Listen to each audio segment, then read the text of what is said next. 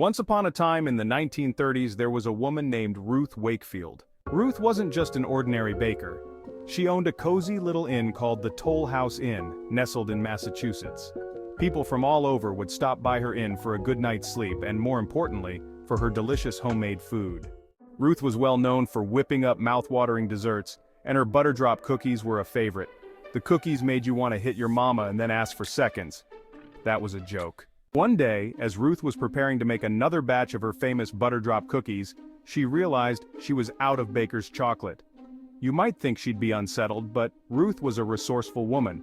Instead of postponing this batch of cookies, she reached for a Nestlé chocolate bar that she had lying around. She thought, what if I just chop this up into small pieces and mix it into the dough? The chocolate will surely melt and blend into the cookies, right? Well, Ruth went ahead and chopped up that chocolate bar, mixed it into her cookie dough, and popped the cookies into the oven. But here's the twist. When she pulled the cookies out, the chocolate stayed in little gooey pockets instead of melting and spreading throughout the dough.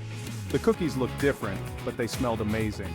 Ruth was never one to let a little chocolate surprise get in the way, so she decided to serve these cookies to her guests. And guess what? They loved them. Combining the buttery cookie with those semi-melted chocolate chunks was amazing. It was so good that people started coming to the Toll House Inn just for these cookies.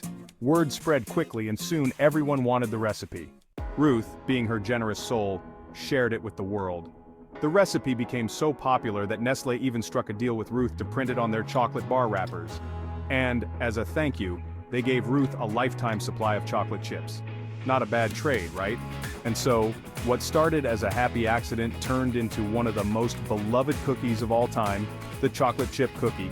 So the next time you bite into a warm, gooey chocolate chip cookie, remember Ruth Wakefield and her sweet little mistake that made dessert history.